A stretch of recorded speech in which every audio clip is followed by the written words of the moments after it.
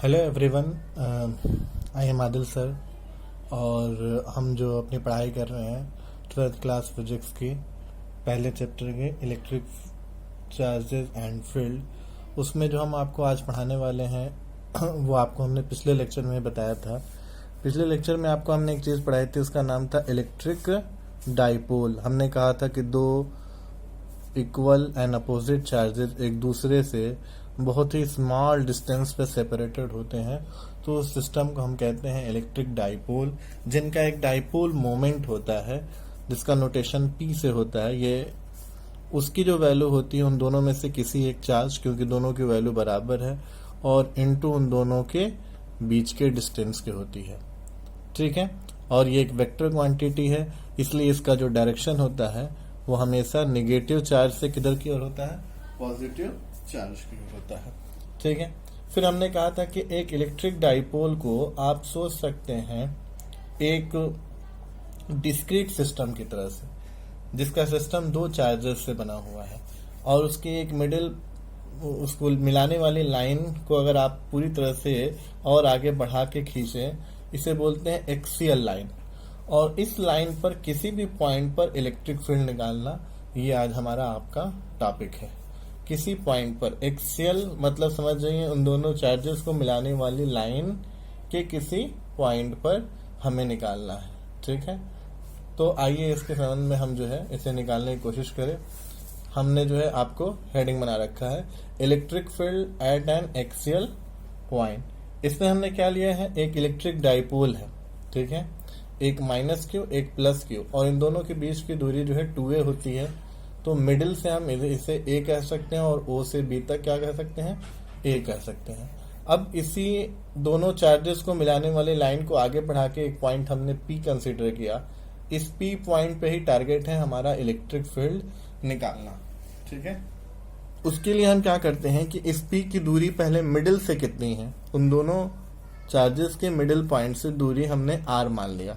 यानी किसी electric dipole से r दूरी डिस्टेंस पर कोई पॉइंट P है एक्सियल सिचुएशन पे, उस पे हमें इलेक्ट्रिक फील्ड निकालना है। पिछले लेक्चर में हमने बताया था डिस्क्रीट सिस्टम से इलेक्ट्रिक फील्ड निकालने का क्या तरीका है। इलेक्ट्रिक फील्ड एक वेक्टर क्वांटिटी है, तो आप अलग अलग चार्जेस से निकालिए और फिर उन दोनों को क्या कीजिए, जोड़ दीजिए। और इलेक्ट्रिक फील्ड का जो फार्मूला है वो होता है E=1/4πε0 Q/r²। हम हमेशा वैक्यूम लेके चलते हैं, इसलिए K की वैल्यू 1 होती है। ठीक है, तो हम पहली बार जो आपको निकालने वाले हैं वो -Q की वजह से इलेक्ट्रिक फील्ड निकालने वाले हैं। आप सोचिए कि अगर माइनस की वजह से निकालने वाले हैं इलेक्ट्रिक फील्ड, तो 1/4πε0 Q की वैल्यू Q, हम साइन नहीं रख रहे हैं, डायरेक्शन की हम यहाँ दिखा दे रहे हैं किधर की ओर लगेगा। और जो दूरी होगी, हमने मिडिल से दूरी r मानी है, इन दोनों की टोटल बीच की दूरी 2a है, तो ये दूरी भी a है। यानी यहाँ से इस P पॉइंट से a पॉइंट की दूरी हो जाएगी r+a²। अच्छा, अब हमने आपको मोस्ट इंपॉर्टेंट बात बताया था, किसी भी पॉइंट पर इलेक्ट्रिक फील्ड का डायरेक्शन बताने के लिए आपको क्या करना पड़ेगा, उस पॉइंट पर आपको एक टेस्ट पार्टिकल एज्यूम करना है, टेस्ट चार्ज एज्यूम करना है, और उस टेस्ट चार्ज के मोशन का डायरेक्शन देखना है, वो किधर की ओर भागेगा। जिधर की ओर वो भागेगा उधर की ओर ही आपके इलेक्ट्रिक फील्ड का डायरेक्शन होगा। अब आप सोचिए कि अगर आप P पर एक टेस्ट चार्ज सोचते हैं, और इस चार्ज की वजह से आप इलेक्ट्रिक फील्ड का डायरेक्शन निकालना चाह रहे हैं, जो A पर है, जो नेगेटिव है, तो ये पॉजिटिव ये नेगेटिव इसको अट्रैक्ट करेगा, तो जो इलेक्ट्रिक फील्ड का डायरेक्शन होगा वो आपका PO होगा। किधर होगा, PO। डायरेक्शन दिख रहा है नेगेटिव वाले की वजह से। अब आप एक की वजह से निकाल लिए, अब आप दूसरी की वजह से सोचिए, तो +Q, और यहां से इस P की दूरी क्या हो जाएगी, देखिए मिडिल पॉइंट से दूरी है r, और यहां से यहां तक a, तो r-a यहां से यहां तक की क्या हो जाएगी, दूरी हो जाएगी।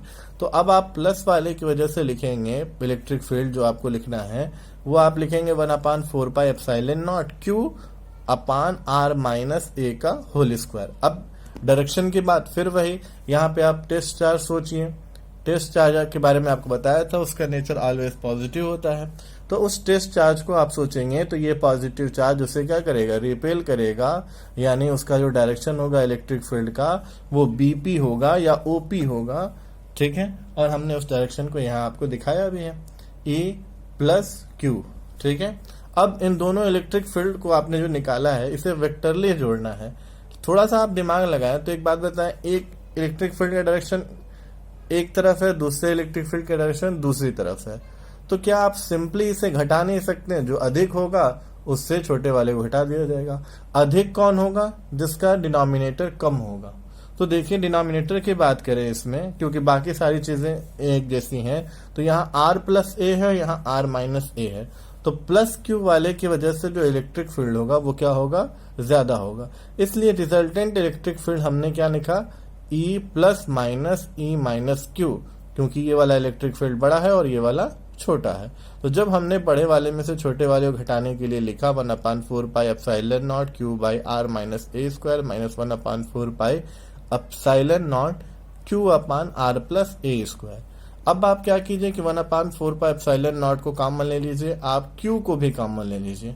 अब अंदर आपका जो बचेगा आप उसका एलसीएम वगैरह निकाल कर उसे सॉल्व कीजिएगा, देखिएगा अंदर आएगा 4ar upon r square minus a square का होल स्क्वायर। आप इसे कीजिएगा घर पे, बिल्कुल यही आंसर आएगा आपका। फिर आप 1/4 पाई एप्सिलॉन नॉट, इस क्यू को जो यहाँ पर है इसे आप उठाकर इसे यहाँ लाइए। इसे हम तोड़ रहे हैं, जरा इसके लिखने का तरीका देखिए। इसे हम लिख रहे हैं 2r, तो हमारा एक 2a बच गया जिसको मैंने यहाँ लिखा, और एक q जो ये यहाँ का है उसे उठाकर हमने यहाँ रख दिया। ऐसा इसलिए किया कि अभी अभी हम आपको बताए हैं कि इलेक्ट्रिक डाइपोल मोमेंट का जो फार्मूला होता है वो होता है 2aq। तो इस पूरे की जगह हम क्या लिख सकते हैं? p लिख सकते हैं। तो हमने अगले लाइन में क्या लिखा है? 1/4 पाई एप्सिलॉन नॉट 2r, तो r रहेगा ही, और 2aq की जगह क्या लिख दिया है? p upon r square minus a square का होल स्क्वायर। देखिए ये जो p कैप है ये एक डायरेक्शन है इलेक्ट्रिक डाइपोल का। यूनिट वेक्टर हमने देखा है डाइपोल का, तो इलेक्ट्रिक डाइपोल का जो डायरेक्शन होता है वो किधर से किधर होता है? नेगेटिव से पॉजिटिव चार्ज हमने बताया था। इस सिस्टम की वजह से जो आप इलेक्ट्रिक फील्ड निकाल रहे हैं उसका डायरेक्शन किधर है आप सोचिए। तो जो ये सिस्टम है इलेक्ट्रिक डाइपोल, उसकी वजह से अगर आप एक्सियल लाइन पे जो पॉइंट लेकर आप इलेक्ट्रिक फील्ड का डायरेक्शन निकालना चाह रहे हैं उस पे जो डायरेक्शन है वो बड़े वाले इलेक्ट्रिक फील्ड की तरफ है, जो कि उसी डायरेक्शन में है जिधर की ओर इलेक्ट्रिक डाइपोल मोमेंट का डायरेक्शन है। इसीलिए हमने इलेक्ट्रिक फील्ड का जो डायरेक्शन लिखा वो लिखा लास्ट में p कैप, जहां p क्या है? इलेक्ट्रिक डाइपोल मोमेंट का डायरेक्शन है।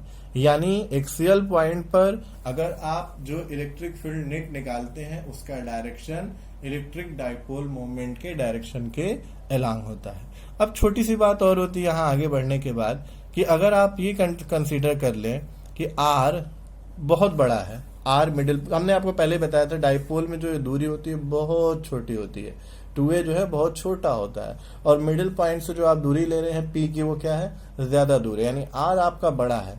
तो अगर हम r को काफी हद तक बड़ा मान लेते हैं a के रिस्पेक्ट में, तो इस लाइन को हम अगली लाइन में ये भी लिख सकते हैं 1/4 पाई एप्सिलॉन नॉट 2p। अब r बड़ा हो जाएगा तो इस माइनस का कोई मतलब नहीं रह जाएगा, यानी r स्क्वायर, और a का कोई मतलब नहीं, a हटा दिया, और ये बाहर का यानी r के पावर 4, बट एक r से एक r क्या हो जाएगा? कैंसिल हो जाएगा। तो आपका बचेगा क्या? r के पावर 3, और डायरेक्शन तो हमने आपको बताया ही है। तो ये है electric field at an axial point due to electric dipole. ठीक है, एक डाइपोल की वजह से उसके एक्सियल पे, ये बोर्ड एग्जाम में भी कई बार पूछा जाता है, बड़ा ही फेमस फार्मूला है और डेरिवेशन है। आप इस फार्मूले को भी याद रखें और डेरिवेशन जो करने का तरीका है उसे भी याद रखें। Thank you, good bye.